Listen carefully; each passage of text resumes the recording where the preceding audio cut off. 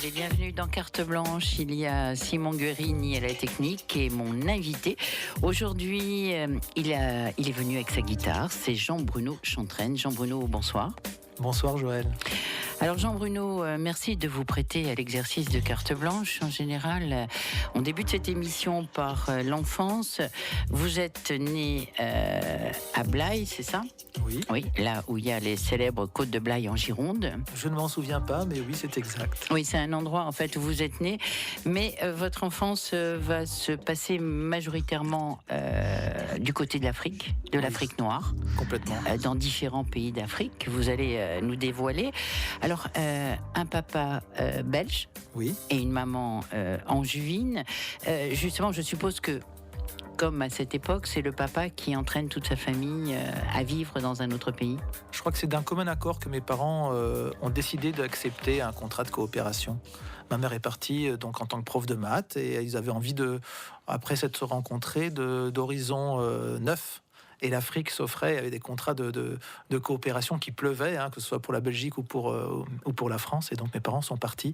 Et je suis né effectivement à Blaye, mais 3 mois après, j'étais à Kinshasa, à Lubumbashi, à Kinshasa, donc au Congo. Et puis ensuite dans tout un périple africain, au Niger, à Niamey. Alors le Zaïre, le Sénégal, oui. Également.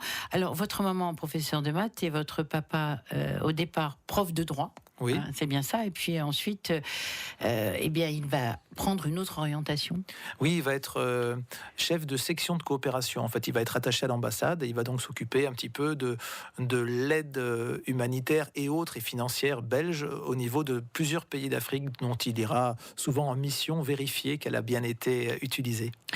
Jean-Bruno, justement, en changeant de pays en Afrique, vous avez changé d'école, vous avez changé de copain ? Oui, bien sûr. Ouais, tous les 5 ans à peu près, 5-6 ans, on quittait la tranche de vie qu'on avait construite. C'était pas trop dur ? J'ai pas de souvenir de difficulté, plutôt une excitation de quelque chose de neuf. Oui, un petit peu de tristesse, mais quand même toujours l'excitation d'un grand voyage. Les malles, on range tout, là, toute la maison. Et souvent, mon père partait en premier, donc il allait sur le terrain, et puis il nous appelait, il préparait le terrain, et on arrivait ensuite. Alors, un pays où vous êtes resté quand même jusqu'à l'âge de 12 ans, si mes informations sont justes, c'est le Niger. Oui, Niamey, de 6 à 12 ans. Je suis resté donc 6 ans au Niger, à Niamey. Alors, parlez-nous un peu de ces souvenirs, parce que je crois qu'il y avait un cuisinier qui vous a particulièrement marqué. C'est Amadou, c'est ça ? Amadou, oui. Ouais. Amadou, en Afrique, on est...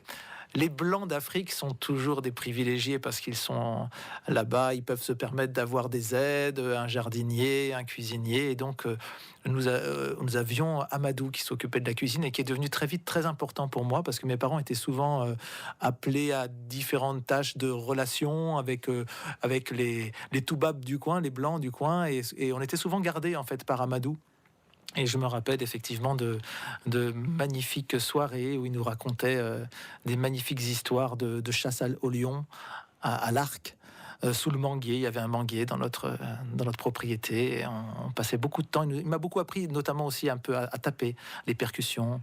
Et il a été très important pour moi. C'est vrai que je me rappelle encore de ce moment où on part. On part pour un autre pays et il est sur sa mobilette et il me dit au revoir Jean-Bruno avec l'accent un petit peu africain et je le vois partir et je dois avoir 12 ans et je me rends compte en le voyant partir sur sa mobilette que c'est la dernière fois que je le verrai et à ce moment-là je prends conscience à quel point il a été important pour moi.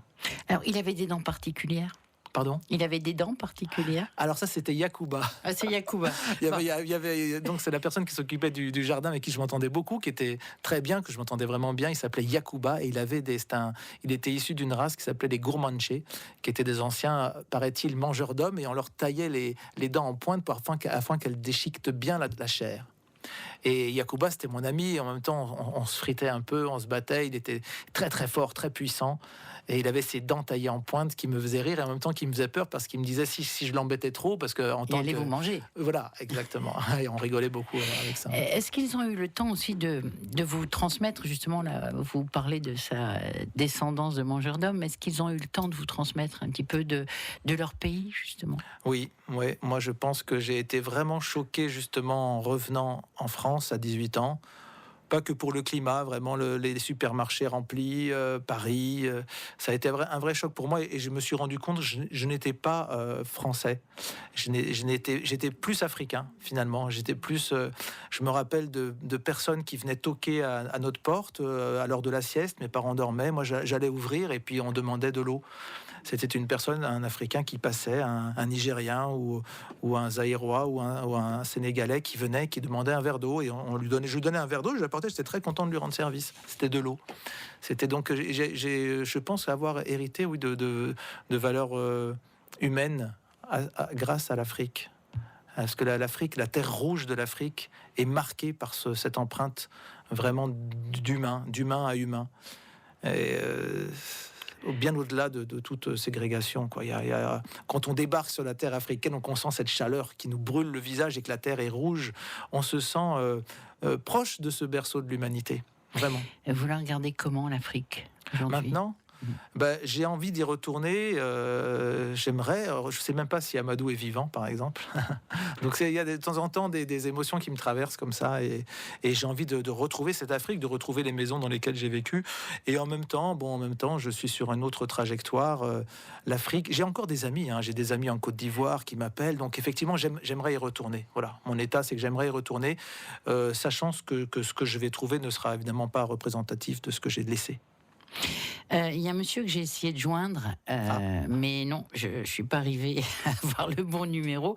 Je pense qu'il est à Dakar, c'est Serge Huchard. Ça vous dit quelque chose ? Oui, bien sûr. Serge Huchard, c'est un grand ami qui a été très important pour moi, surtout sur le plan musical. Sur le plan humain aussi, mais sur le plan musical, il m'a vraiment... on a joué ensemble beaucoup. Il était batteur. Il était prof à l'INDA aussi. Il était prof d'anglais. Et il a été très important pour moi. Il m'a aidé notamment à me repérer sur la batterie, à accompagner différentes musiques, le jazz, le rock, le reggae. Il m'a beaucoup donné de lui. Jean Bueno, justement, votre maman dit que tout petit, vous faisiez déjà de la batterie en tapant sur des cartons. Je tapais. Ah oui, effectivement. Ouais. Le rythme, ça, je crois que c'est vraiment l'Afrique qui m'a donné. En Afrique, je me rappelle, étant malade, entendre des mélopées des voisins, des Africains qui jouaient, qui chantaient, des mariages, et beaucoup de percussions. Et effectivement, la batterie, ça m'est venu très, très, très tôt, et j'ai confectionné ma propre batterie. Alors, nous allons entendre votre première sélection musicale, Famoudou Konaté Lolo. Alors là, effectivement, on retourne vers l'Afrique. Vous allez entendre. On va entendre, on en parle après. Carte blanche sur RCFM.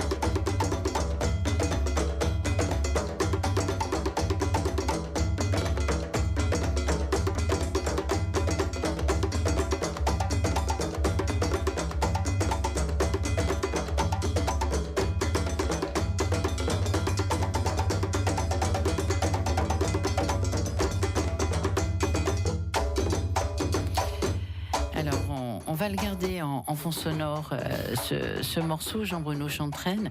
Effectivement, on parlait de l'Afrique. Là, vous venez de nous donner un petit coup de guitare. Vous enseignez également, parce que, alors, attendez, je ne sais pas comment vous faites. Vos jours doivent être plus longs que vos nuits. Vous êtes médiateur, vous êtes musicien, vous êtes chanteur, et vous donnez des cours de percussion. Et vous me disiez que vous vous servez de cet enregistrement, justement. Oui, bien sûr, parce que Famoudou Konaté est un merveilleux musicien guinéen qui a une trajectoire extraordinaire. Et en Afrique, je le connaissais déjà. Et donc, arrivé ici, j'ai gardé ses racines, j'ai gardé ce savoir-faire un petit peu de percussion. Donc, quand j'enseigne, je fais référence à Famoudou Konaté. Il a sorti d'ailleurs une méthode, donc je me sers de sa méthode pour enseigner. Et vous enseignez à des jeunes ? À des jeunes, à des adultes, des cours de djembé, des cours de percussion afro-cubaine, dans le cadre du conservatoire Henri Thomas et aussi dans le cadre privé. Justement, ces personnes qui suivent vos cours ont déjà une culture musicale. Alors c'est justement ce qu'ils viennent chercher, c'est qu'au bout d'un moment, quand on est en train de jouer, on rentre dans la culture, avec les sons, avec les sonorités, les rythmes. Ça nous permet de voyager. Les gens viennent comme une éponge s'imprégner d'une autre culture. Là, quand on entend cette chaleur, on comprend que c'est une véritable culture. On ne peut pas y avoir accès tout de suite, mais les cours permettent quand même de nous amener, de nous faire voyager. Alors, après cette étape africaine, à l'âge de 12 ans, vous prenez la destination du continent, de Paris ? Alors, 18 ans. Oui. À l'âge de 18 ans. À l'âge de 18 ans. Ouais. Pour passer mon bac à 1, maths et philo. Oui.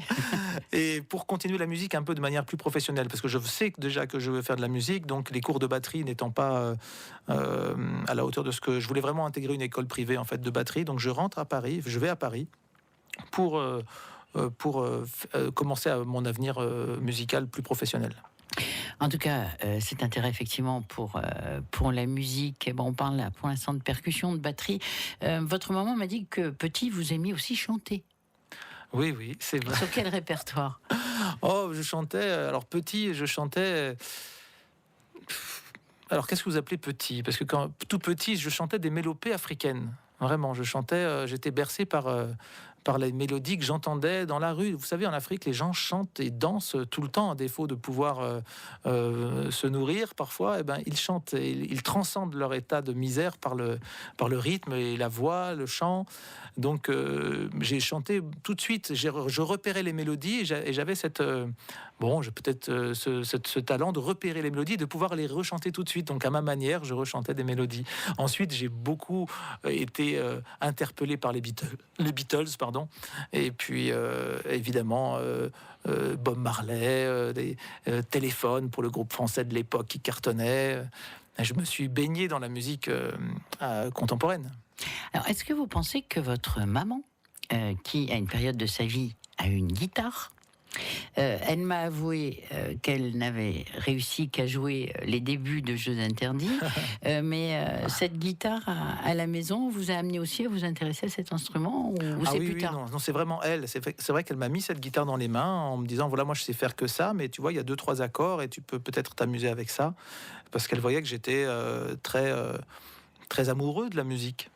Ouais. Et donc avec la guitare, c'est vrai qu'avec le peu d'accords qu'elle m'a montré, je suis resté beaucoup de temps. Je suis resté avec cette guitare vraiment amoureusement aussi pendant pas mal de temps, vers 8 ans, 8-9 ans, mais tout seul, sans cours en fait. J'ai développé tout seul mon jeu. J'ai trouvé des accords tout seul et j'ai chanté. Je m'amusais, je me mettais devant une glace, je jouais des accords et je chantais.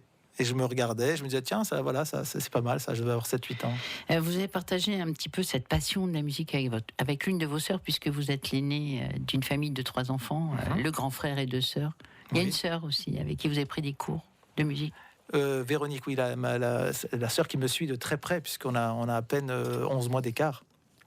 Et oui, elle a beaucoup participé à la musique. Elle m'a fait découvrir des groupes, elle m'a vraiment branché culturellement, mais on n'a pas beaucoup joué ensemble, par contre. Alors, on va poursuivre notre découverte musicale avec vous. Et là, O Virtus Sapiente, et je vous laisse nous présenter ce morceau. Alors ça, c'est un morceau d'Hildegard von Bingen, qui est une bénédictine mystique qui est née en 1098. Et vous l'avez trouvé comment? Et j'ai trouvé grâce à ma femme, Delphine Rode, qui est très cultivée et qui m'a présenté, lorsque je faisais des recherches sur Villon, sur la musique qui pourrait accompagner Villon, François Villon. À ce moment-là, elle m'a fait écouter cette musique, de la musique ancienne, bien sûr, et qui a été reprise, cette musique, par le Kronos Quartet, qui est un quatuor à cordes qui reprend beaucoup d'œuvres comme ça et qui les réadapte, des réadaptations. Donc là, tout de suite, on plonge dans un univers qui m'a paru très mystique et correspondant aussi à l'univers que je voulais développer sur le Frères humains de Villon. Eh bien, merci pour cette belle découverte musicale.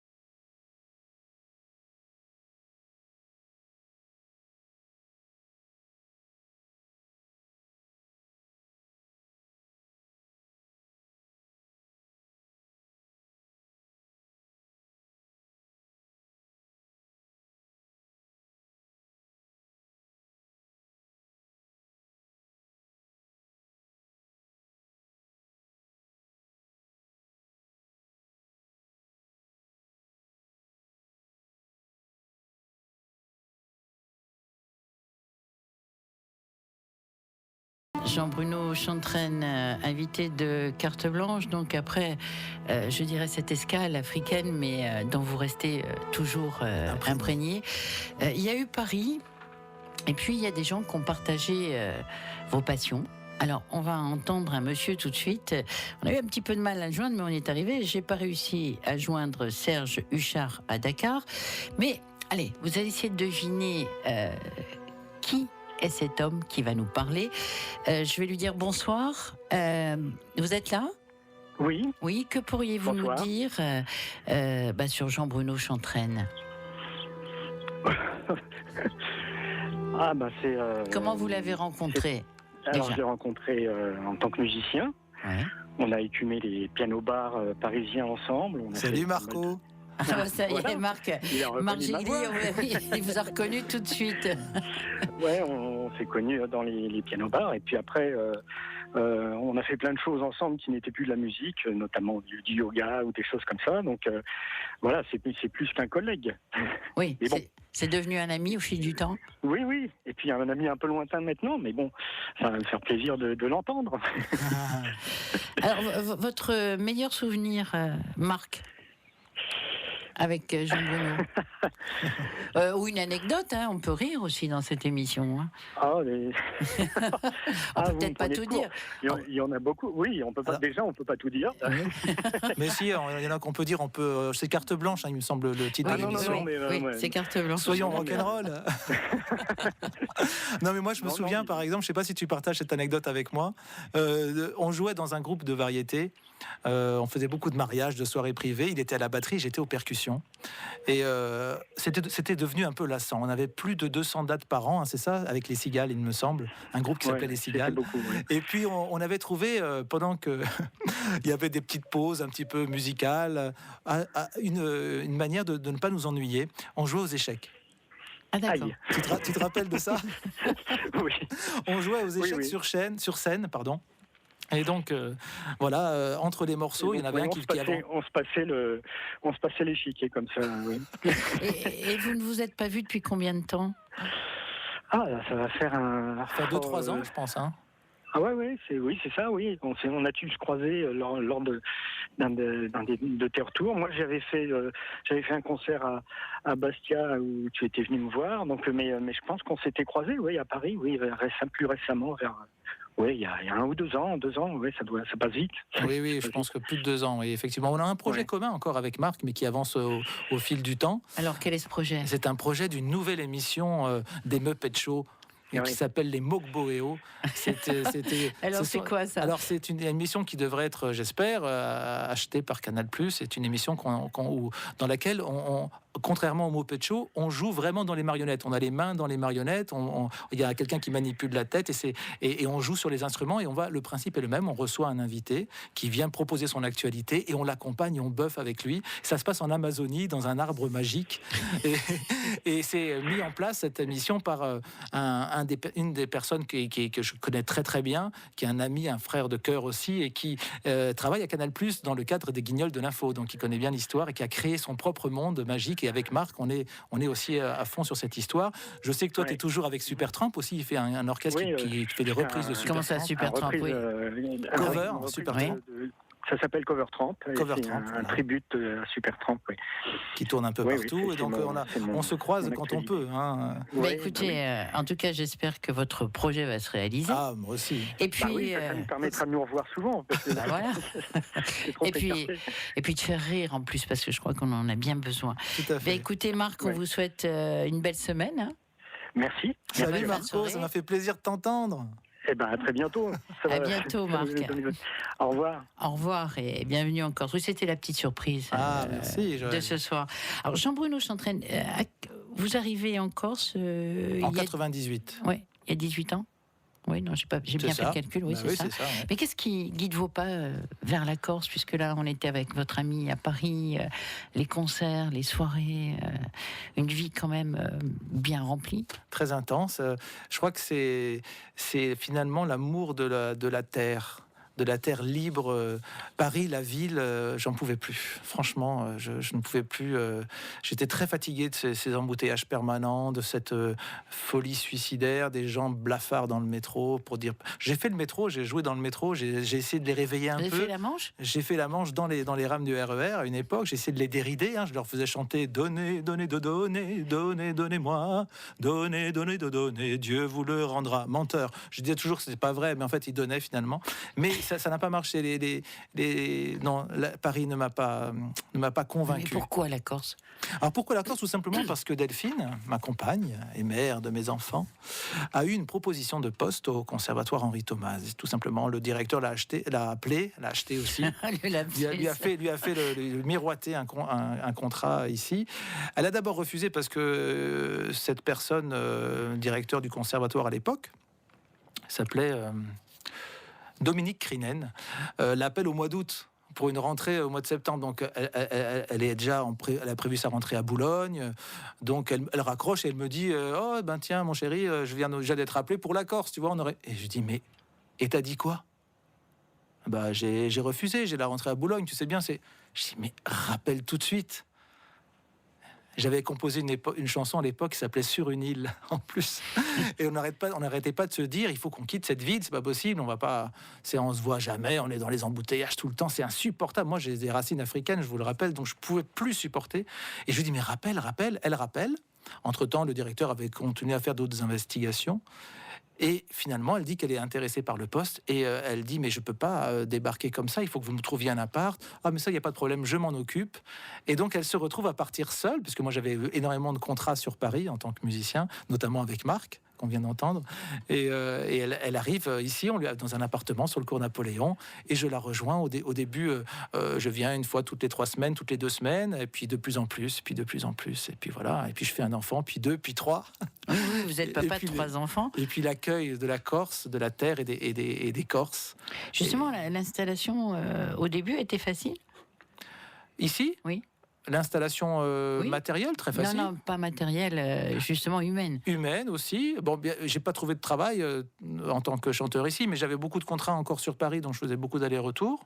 Puis progressivement, avec la naissance des enfants, je me suis dit c'est plus possible. Il faut que je trouve des musiciens, il faut que je m'ouvre au milieu musical ici. Et ça s'est très bien passé. Oui, très ouvert tout de suite. En fait, entre musiciens, dès qu'on parle de répertoire entre guillemets de reprise, donc du métier, on trouve tout de suite des gens qui font ce métier et on discute musicalement parlant. Eh bien, on va continuer. Allez. On va discuter musique. 3e sélection qui est la vôtre, Jean-Bruno Chantrenne, Colazione. Alors là, on reste toujours dans le domaine de Villon. Je trouve que c'est de la musique. Là, on est au XVIe siècle. Mais on est actuel. C'est très actuel. C'est rock and roll. Il y a de la percussion, il y a le théorbe qui vient faire une rythmique lancinante. Et ça m'a, parce que avec les textes de Villon, on va peut-être en parler après, j'imagine. Oui, bien sûr. J'ai cherché mais beaucoup. Je pense que vous vouliez dans cette émission ne parler que de Villon. J'aurais parce pu. que c'est votre cœur de projet actuellement. Oui. Bon. Donc voilà, c'est encore une ambiance qui peut illustrer et qui illustre très bien mon spectacle sur François Villon.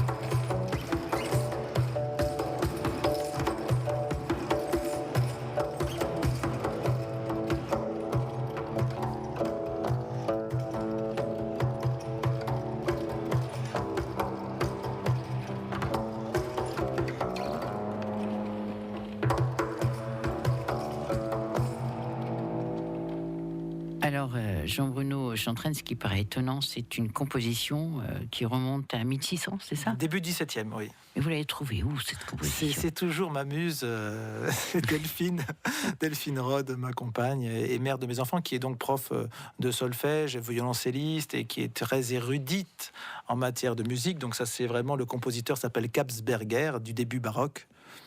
Et il est néerlandais et c'est extraordinaire parce que c'est actuel. On entend un riff de rock. Enfin, moi, j'entends un riff de rock. Quand j'entends ça, je me mets à danser le rock et à transformer tout de suite, à avoir des idées de transposition actuelle. Vous me parliez de transposition à l'instant. On va parler de Villon quand même, de ce spectacle. Je pense que la première a eu lieu à l'Adia à Ajaccio. En novembre. Quand j'ai demandé à Delphine ce que vous lisiez, elle me dit Villon. Ça, j'en ai pas douté. Effectivement, c'est Villon. Vous y intéressez depuis 2007. Oui. En fait, c'est une découverte ou une redécouverte. Oui, bon, j'avais des souvenirs vagues de la balade des pendus, mais j'ai vraiment redécouvert, j'ai plongé dans Villon. En fait, c'est une vraie découverte en 2007. Alors, un premier spectacle, il faut dire que vous avez participé au théâtral à Bastia, où de nombreuses troupes étaient réunies. Et là, quand même, quelque chose d'assez extraordinaire. Vous êtes repéré par le Chaînon Manquant. Oui, il y avait des représentants du Chaînon Manquant qui étaient là. Alors, on va expliquer à nos auditeurs ce qu'est le Chaînon Manquant. Alors, le Chaînon Manquant, c'est un réseau associatif de 200, à peu près 250 salles sur toute la France de théâtre, des petits, des moyens, des plus gros. Et ils sont donc en association pour pouvoir limiter les frais et quand ils ont un spectacle, ils le font tourner en fait. Il y a des conseils d'administration et ils votent pour tel ou tel spectacle et ils se mutualisent pour permettre aux artistes de pouvoir faire plusieurs dates, presque une mini-tournée. Et donc il y avait des représentants qui venaient un peu faire leur marché au Festival et Théâtral à Bastia, deux représentants du Chaînon Manquant, un de la région Capa et un plus national. Et donc ils ont aimé et plébiscité mon spectacle et j'en suis très heureux. Donc ils m'ont demandé de leur donner tout le dossier, etc. Et c'est en cours, j'espère, une programmation de Villon, le coupable d'idéal, donc le titre de mon spectacle sur le Chaînon Manquant. Alors, vous me parliez de la balade des pendus. Villon a écrit bon nombre de textes. Là, il y a eu des choix à faire. Et vous m'avez parlé aussi de musicalité à travers les mots de François Villon. Ils sont d'une musicalité incroyable. Quand on les connaît, bon, il faut dépasser la barrière de la langue, se les mettre en bouche, et ensuite on les adapte à n'importe quelle mélodie, ça sonne, pratiquement n'importe quelle mélodie. Alors autant se mettre avec des mélodies des plus grands, parce que Villon a inspiré les plus grands. On se met sur du Wagner et Villon sonne. On se met sur du Debussy, Bob Dylan, Balavoine. On compte plus, Brassens bien sûr, se sont inspirés de Villon. Et donc en prenant les mots de Villon, notamment de la balade des pendus, on peut même les adapter par exemple à une hymne nationale. Alors ça, on va en parler de votre projet. Avant de prendre une autre sélection musicale, vos correspondants, vous avez eu la gentillesse de venir avec votre guitare. Oui. Elle est là. On a la chance d'avoir Simon Guerini à la technique. Je vais vous demander peut-être d'offrir à nos auditeurs un petit peu de Villon et de sa musicalité. Ah, pourquoi pas? Alors j'ai effectivement prévu de vous faire quelques Villons. Villon, il y a beaucoup de choses qui ont été racontées sur Villon. Il y a des gens qui en ont fait un personnage mystique, d'autres un personnage délinquant, un maudit, un poète maudit. Moi, je le vois plutôt comme un observateur de son temps. Il a été aimé et détesté. Il a eu vraiment ce paradoxe d'être aimé, d'être détesté par les uns et les autres. Il y avait les riches et les immensément pauvres à l'époque comme maintenant. Et Villon a écrit pour les pauvres contre les riches. Et vraiment, les riches aimaient quand même ce qu'il écrivait. Mais c'était plus pour son canailler. Regardez ce qu'il a écrit, ce Villon. Et donc moi, je le vois plus comme quelque part un journaliste, quelqu'un qui faisait des investigations dans tous les milieux. Et donc j'essaie de retracer la légèreté avec laquelle il a écrit, et notamment, par exemple, cette légèreté sur la balade de la grosse Margot, qui était sa préférée, dans le bordel dans lequel il jouissait de la vie.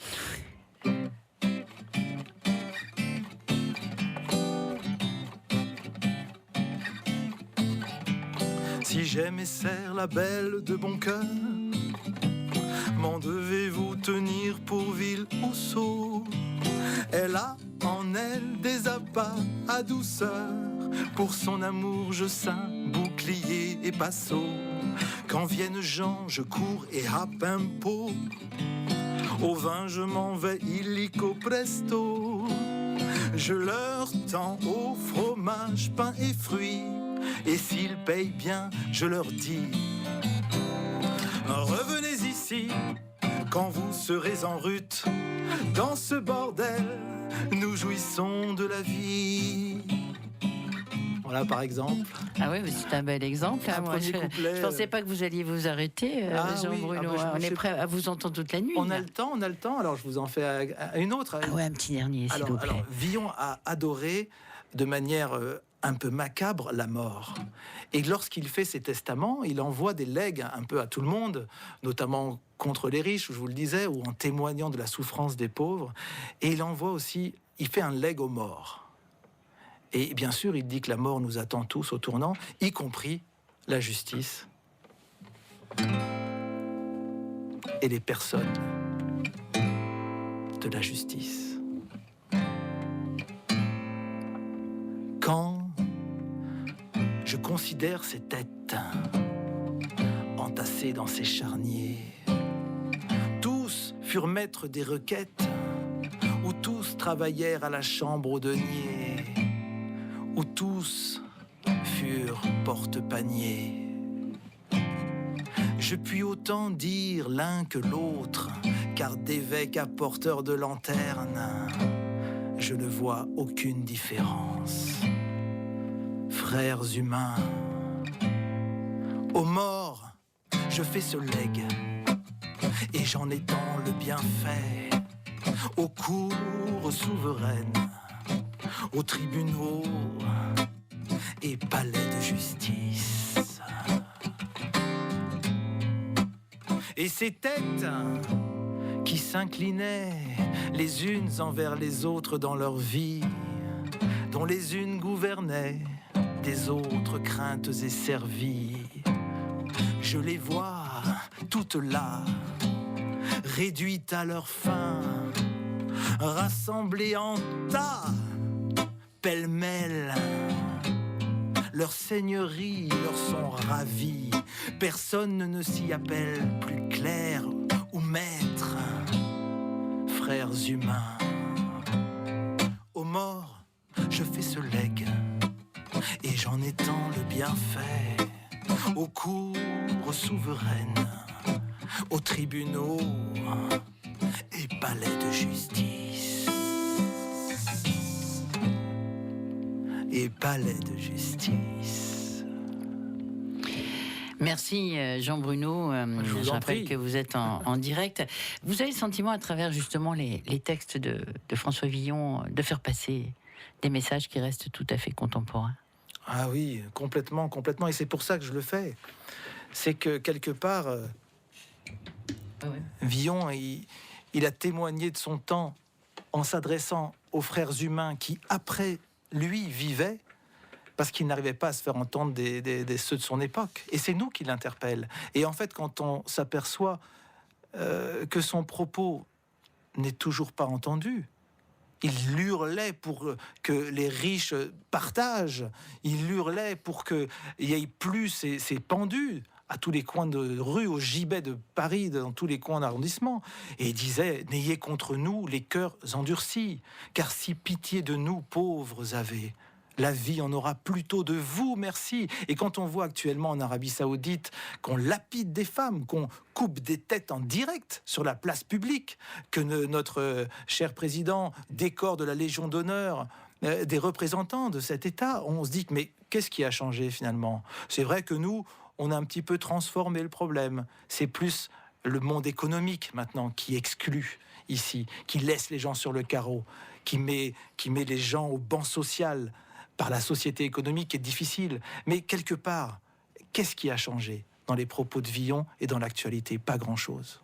Les tortures de partout, des gens, la peine de mort de partout. Donc, des fossés, des abysses les sociétés offshore, je voyais encore. On est vraiment dans un monde où les gens n'ont pas conscience qu'ils sont avant tout des frères humains. Et c'est un des premiers mots qui m'a touché quand j'ai relu Villon, ces frères humains. Ça abolit toute distinction de race. Ces deux mots-là sont les plus forts.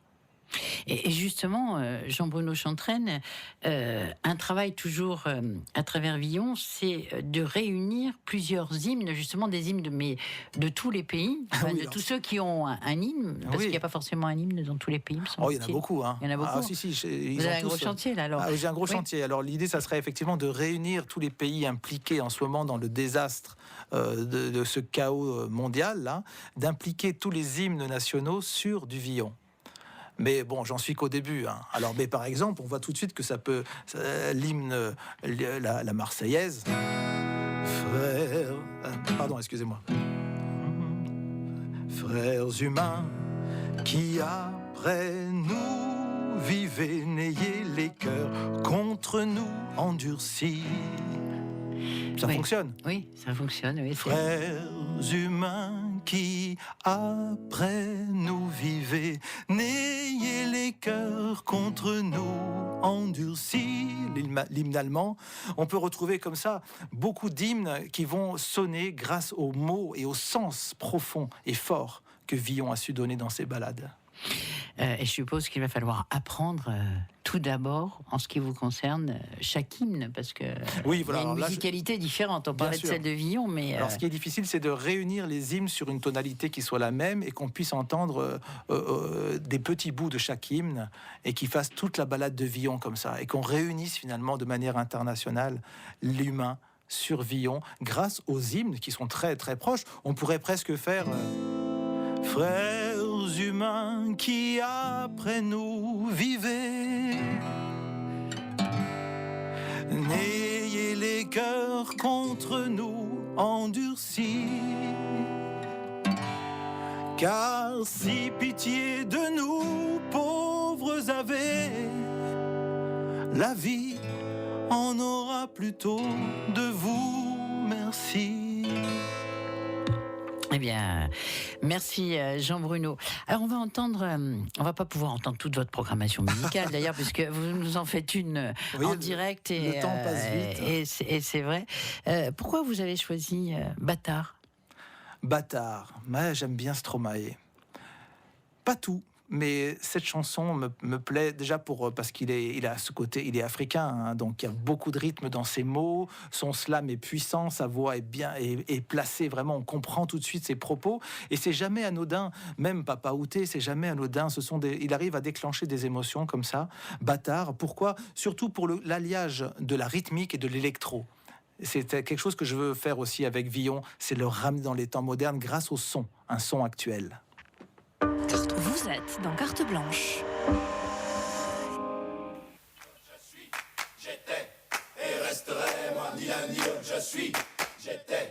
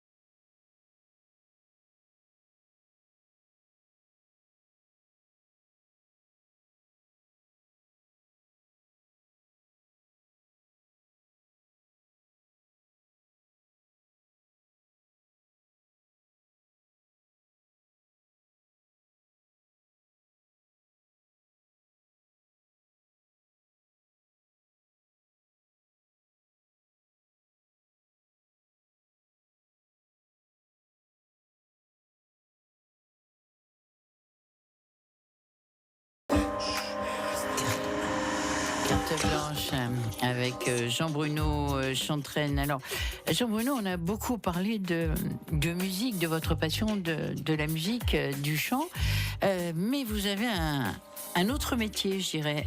Vous êtes médiateur professionnel, chargé de communication, de la médiation professionnelle. Vous êtes également secrétaire général adjoint de la Chambre professionnelle de la médiation. Je vous ai reçu sur cette antenne pour parler de ce métier. Est-ce qu'il arrive enfin à être vraiment perçu et reconnu? En tout cas, sur l'île, non. Voilà, ouais. Ça, c'est sûr. En France, on va dire, il y a des choses qui bougent. Notamment au niveau de la législation, il y a des choses qui bougent quand même. Le législateur, il y va à fond là en ce moment. Le 10 août 2015, il y a eu une nouvelle ordonnance qui est sortie pour les consommateurs, qui est pour tous les litiges à la consommation, qui oblige tous les patrons de professions libérales ou de petites structures ou grosses structures à permettre aux consommateurs de leur structure d'avoir un recours gracieux. En tout cas, gracieux, non, mais que l'entrepreneur ou le professionnel se doit de permettre à la personne d'avoir un recours amiable par un médiateur. Oui. Et donc, ça fait que il y a des changements qui sont pressentis, en tout cas. D'ailleurs, j'invite tous les professionnels qui sont maintenant, malheureusement, en difficulté. Ils sont considérés comme délinquants parce que cette loi devait prendre acte au 1er janvier 2016. Bon, et puis il faut rappeler quand même que le médiateur, justement, est là pour essayer de rapprocher les gens, en tout cas d'amener à une autre compréhension et surtout pas au conflit. Voilà, alors c'est vrai qu'il y a plusieurs justement courants de médiation. Les juristes s'en sont saisis, plusieurs courants, des activités annexes un petit peu, même les avocats font de la médiation. Il y a cette activité un peu de bienveillance, de conseil, on essaye de rapprocher les parties.